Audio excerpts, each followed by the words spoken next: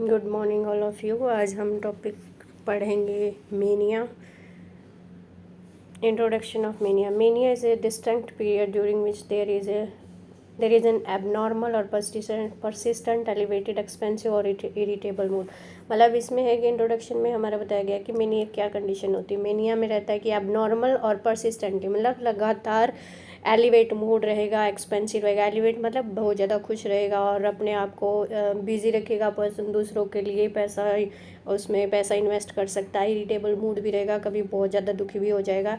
ये जो पीरियड है हमारा मूड का लास्ट, ये आपका डिपेंड करता है 3 मंथ और 6 मंथ तक कंटिन्यू चलता है। डेफिनेशन है next, mania is the mood off abnormal elevated arousal energy level.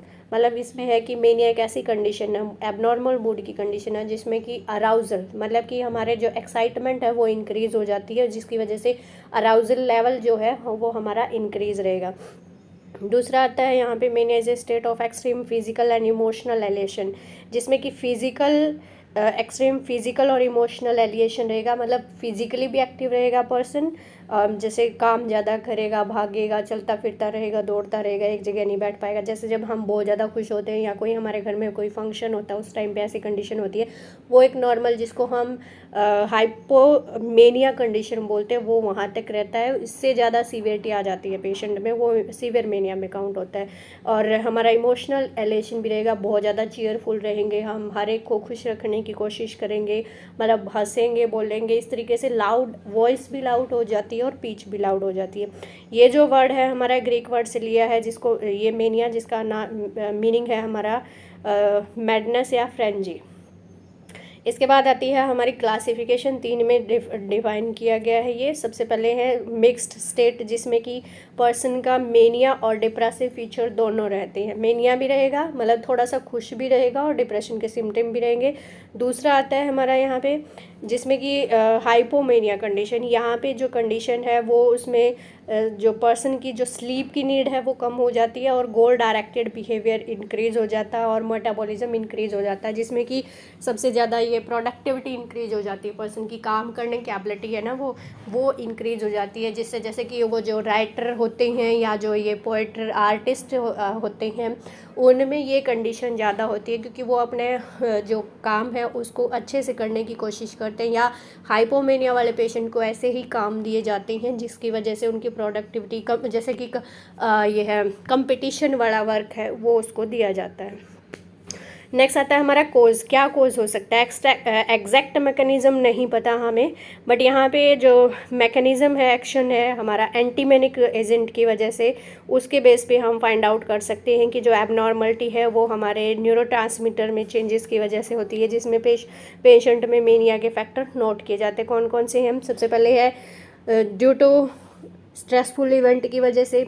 यहाँ पे आपने देखा है कि कई बार होता है कि पर्सन अपने स्ट्रेस से कोप अप करने के लिए ना बहुत ज़्यादा खुश रहने की कोशिश करता है, जिसमें पर्सन ज़्यादा खुश रहने की कोशिश करता है, जैसे कि लाइफ में बहुत ज़्यादा स्ट्रेस चल रहा है, उससे एडजस्ट करने की कोशिश करेगा, डिप्रेशन है या फैमिली वाले उसको बार बार पॉइंट आउट कर रहे हैं, तो उस चीज़ से कंट्रोल करने की कोशिश करेगा। दूसरा आता है हमारा यहाँ पे जेनेटिक फैक्टर। जेनेटिक मतलब जिसमें कि हमारी फैमिली में अगर किसी को है तो उसको होगा, उसकी वजह से होगा। नेक्स्ट आता है हमारा यहाँ पे बायोकेमिकल, जिसमें कि हमारा न्यूरोट्रांसमीटर्स है, उसमें एबनॉर्मलिटी की वजह से या इम्बैलेंस, जैसे कि जिसमें गामा अमीनोबुटारिक एसिड एक न्यूरोट्रांसमीटर है, उसका लेवल हाई हो जाता है, तो उसकी वजह से पर्सन में ये सिम्टम आते हैं।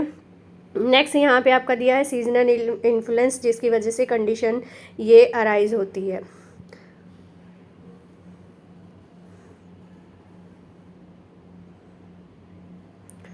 नेक्स्ट है sign and symptom. Sign and symptom में रहेगा हमारा यहाँ पे कौन कौन से सिम्टम हो सकते हैं। सबसे पहले तो है हमारा यहाँ पे रहेगा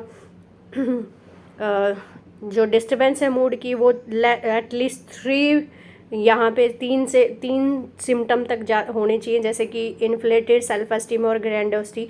इसमें क्या है कि पर्सन अपने आप को पावरफुल समझता है या अपनी वर्थ है जैसे कि हमने डिप्रेशन में पढ़ा है, डिप्रेशन में सेल्फ वर्थ डिक्रीज हो जाती है, यहाँ पे इंक्रीज हो जाती है, पर्सन अपने आप को इंपॉर्टेंस देना शुरू कर देगा। ये दूसरा पॉइंट दिया यहाँ पे ग्रैंडियोसिटी, ये एक डिल्यूजन की टाइप है जिसमें कि पर्सन अपने आप को ही मतलब पावरफुल समझता है, सारी पावर उसी को है और सारी चीज़ें उसी को पता है, ऐसा शो करना स्टार्ट कर देता है। नेक्स्ट आता है हमारा यहाँ पे डिस्टर्ब स्लीप, मतलब डिक्रीज नीड ऑफ स्लीप। इसमें पर्सन बहुत कम सोएगा, एटलीस्ट मतलब जैसे कि 1 या 2 घंटे मैक्सिमम उसकी स्लीप होगी, उससे ज़्यादा नहीं। उसके बाद आता है pressure to keep talking, pressure speech भी बोल सकते हैं हम, या इसमें रहता है कि पर्सन को ऐसा फील होता है कि मतलब कंटिन्यू बोलता ही रहेगा, जैसे कोई उसमें जैसे खिलौने में चाबी नहीं भर देते, उस तरीके से रहता है कि वो लगातार एक बार बोलना शुरू हुआ तो वो बोलता ही रहता है। नेक्स्ट आता है यहाँ पे हमारा flight of ideas. Flight of idea में है कि जब आप उससे एक टॉपिक पे बात करना शुरू करते हैं तो उससे क्या रहता है कि वो लंबे टाइम तक मतलब बोलता रहेगा, बट उसमें टॉपिक उसका चेंज होता रहेगा। जैसे अभी आपने उससे कोई टॉपिक पूछा ट्रैवल के रिगार्डिंग, कहाँ पे वो विजिट के लिए गया था या कहाँ उसकी ट्रिप थी, तो उससे रिलेटेड वो फ़ॉरेन के बारे में बता देगा। उसके बाद वो अपने फैमिली के मेम्बर के बारे में बताना शुरू कर देगा, फिर स्टडी के बारे में। इस तरीके से जो चीज़ें हैं एक पॉइंट से दूसरे पॉइंट पे चला जाता है, उसको बोला जाता है फ्लाइट ऑफ आइडियाज़। नेक्स्ट आता है डिस्ट्रैक्टेबिलिटी। डिस्ट्रैक्टेबिलिटी मतलब इसमें क्या रहता है कि पर्सन का जो काम करने का तरीका है, मतलब वो अटेंशन नहीं दे पाता, थोड़ी सी भी आहट हुई या कोई पर्सन उसके पास से गया तो उसका वो अपने काम से भटक जाता है। उसके बाद आता है ट्रीटमेंट मोडालिटीज़ है हमारी यहाँ पे 2 टाइप से ट्रीटमेंट दिया जाता है। 2 टाइप से ट्रीटमेंट मतलब कि जैसे कि सबसे पहले है हमारा साइकोलॉजिकल ट्रीटमेंट है, उसके बाद आता है ऑर्गेनिक ट्रीटमेंट। साइकोलॉजिकल ट्रीटमेंट में अगर हम देखें तो कौन कौन से ट्रीटमेंट हो सकते हैं इसमें, जिसको हम बोलते हैं यहाँ पे फार्माकोलॉजी दी जाती है, जिसमें मूड स्टेबलाइजर सबसे पहले आता है, जिसमें कि लिथियम है। लिथियम का यहाँ पे आपको स्क्रीन पे शो किया गया है, ये जो थेराप्यूटिक वैल्यू है इसकी 0.6 to 1.2 milliequivalent per litre, ये थेराप्यूटिक लेवल है लिथियम का। इसको मेंटेन करने के लिए लिथियम की टैबलेट में भी दिया जाता है और सिरप फॉर्म में भी इसको दिया जाता है। नेक्स्ट आता है हमारा यहाँ पे कार्बामिज़ापिन है, जो कि जिसकी वैल्यू 6 to 12 mg पर लीटर है। और नेक्स्ट है हमारे यहाँ पे वैल्प्रोवेट या सोडियम वैल्प्रोवेट जिसको बोलते हैं, जिसकी थेराप्यूटिक वैल्यू 50 to 125 मिलीग्राम पर लीटर है। ये आते हैं हमारे मूड स्टेबलाइजर में, जो कि हमारा जो न्यूरोट्रांसमीटर्स में एबनॉर्मलिटी हो रखी है, हाई लेवल हो रखा है, उसको मेंटेन करने के लिए दिया जाता है। इसके बाद आता है हमारा एंटी कन्वर्जेंट मेडिसिन्स भी यूज़ की जाती हैं मेनिया को कंप्लीट करने के लिए, जिसमें गाबापेंटीन है, टॉपीमेरेट है और लेमोट्रेजिन है। ये 3 मेडिसिन हैं वो जो यूज़ की जाती हैं एंटी कन्वर्जेंट सिम्टम अगर पेशेंट में है तो उसको कंप्लीट करने के लिए। उसके बाद आता है साइकोटिक एजिटेटेड या साइकोटिक कंडीशन है तो उसमें मेडिसिन एंटी साइकोटिक मेडिसिन जिसको हम सेकंड जनरेशन वाली बोलते हैं, सेकंड जनरेशन मेडिसिन दी जाती है। ओलेंजापिन है, रेस्पिरिडोन है, जिसमें कि पेशेंट में जैसे कि हमने बताया ग्रैंडियोसिटी के सिम्टम आ गए हैं पेशेंट में, या अदर सिम्टम आए हैं डिल्यूजन के या हेलुसिनेशन वगैरह हो गया है, तो उस कंडीशन को ट्रीट करने के लिए हम एंटीसाइकोटिक मेडिसिन देते हैं। इसके बाद आती है हमारी नर्सिंग इंटरवेंशन। नर्सिंग इंटरवेंशन के लिए क्या रहता है कि यहाँ पे सबसे पहले है पेशेंट के साथ रिलेशनशिप मेंटेन करना है, आईपीआर जिसको बोला जाता है, एम्पैथी जनरेट करनी है और ट्रस्ट। जब हम आईपीआर मेंटेन करेंगे तो ये दोनों चीज़ें अच्छे से बन जाएंगी पेशेंट में।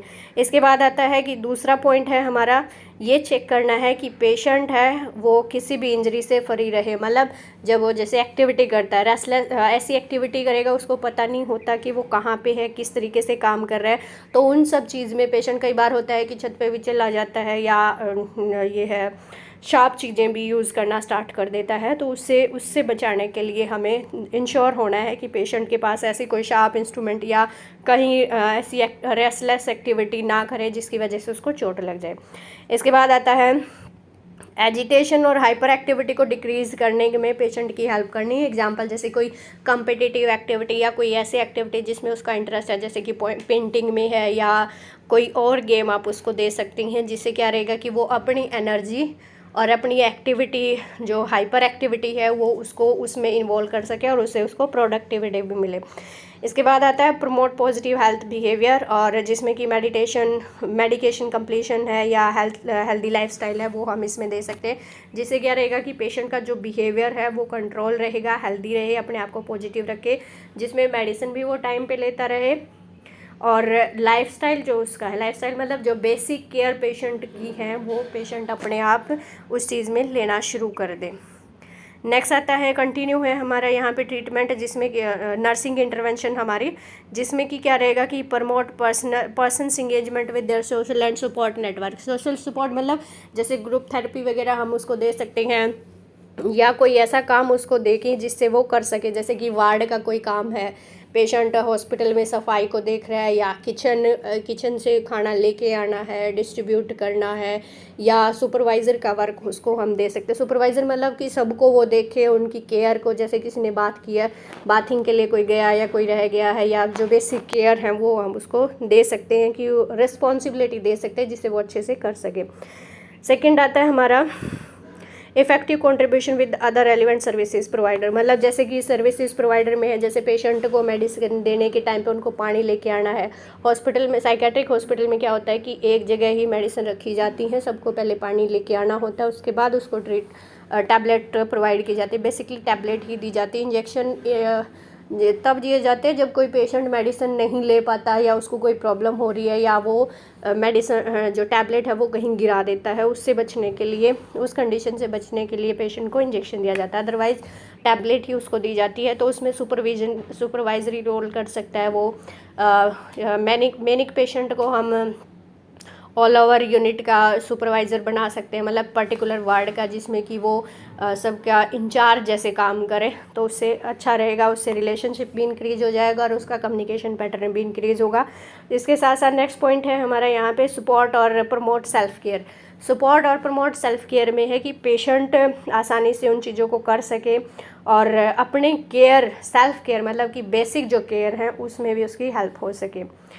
ये था आज का हमारा टॉपिक मेनिया का। होप सो कि आपको समझ आया होगा। अगर इसमें कोई प्रॉब्लम है तो आप कमेंट बॉक्स में मैसेज कर सकते हैं, और इम्प्रूवमेंट के लिए भी मैसेज कर सकते हैं। Thank you so much.